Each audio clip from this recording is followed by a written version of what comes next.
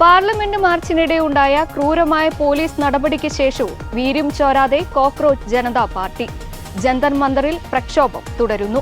തിങ്കളാഴ്ച വൈകുന്നേരം പോലീസ് ലാത്തി ചാർജിലൂടെ ഒഴിപ്പിച്ച ജന്തർ മന്ദറിൽ അന്ന് രാത്രി തന്നെ തിരിച്ചെത്തി പ്രവർത്തകർ സമരം തുടരുകയാണ്. ടെന്റുകളും മറ്റ് സംവിധാനങ്ങളും പോലീസ് തകർത്തതിനാൽ മാലിന്യ കൂമ്പാരത്തിനും മഴവെള്ളക്കെട്ടിനും ഇടയിലാണ് 500-ലേറെ പ്രവർത്തകർ കഴിഞ്ഞ രാത്രി കിടന്നുറങ്ങിയത്. ചൊവ്വാഴ്ച രാവിലെയോടെ സമരവേദി പ്രവർത്തകർ തന്നെ ശുചീകരിച്ചു. തുടർന്ന് ആയിരക്കണക്കിന് ആളുകളാണ് വീണ്ടും ജന്തർ മന്ദറിലേക്ക് എത്തിയത്.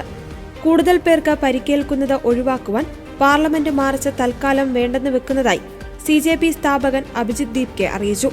മാർച്ചിനിടെ Delhi additional police commissioner Sandeep Lamba വനിതാ പ്രവർത്തകയുടെ മുഖത്തടിക്കുന്ന ദൃശ്യങ്ങൾ പുറത്തുവന്നത് വൻ പ്രതിഷേധത്തിന് ഇടയാക്കി.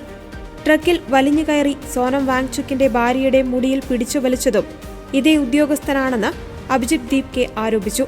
പാർലമെന്റ് മാർച്ചുമായി ബന്ധപ്പെട്ട് ഡൽഹി പോലീസ് 4 FIR രജിസ്റ്റർ ചെയ്തിട്ടുണ്ട്. അറസ്റ്റ് ചെയ്തവരെ വിട്ടയക്കാത്തതിൽ പ്രതിഷേധിച്ച് പോലീസ് ആസ്ഥാനത്ത് ധർണ പ്രഖ്യാപിച്ചിരുന്നെങ്കിലും പോലീസ് എല്ലാവരെയും വിട്ടയച്ചതോടെ ധർണ റദ്ദാക്കി. പരിക്കേറ്റ് ആശുപത്രിയിൽ കഴിയുന്നവരെ രാഹുൽ ഗാന്ധി, പ്രിയങ്ക ഗാന്ധി, കേന്ദ്രമന്ത്രി JP നദ്ദ എന്നിവർ സന്ദർശിച്ചു. സമരവേദിയിലെത്തിയ NCP നേതാവ് ശരത് പവാർ, ആം ആദ്മി പാർട്ടി നേതാവ് അരവിന്ദ് കെജ്രിവാൾ എന്നിവർ പിന്തുണ പ്രഖ്യാപിച്ചു.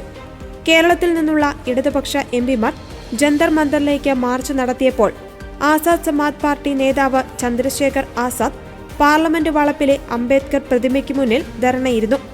പോലീസ് അതിക്രമത്തിൽ പ്രതിഷേധിച്ച് കോൺഗ്രസ് അധ്യക്ഷൻ മല്ലികാർജുൻ ഖർഗെ തന്റെ പിറന്നാൾ ആഘോഷങ്ങൾ ഒഴിവാക്കി. കോൺഗ്രസും ആം ആദ്മി പാർട്ടിയും പരിക്കേറ്റവർക്ക് നിയമവൈദ്യസഹായങ്ങൾ വാഗ്ദാനം ചെയ്തിട്ടുണ്ട്.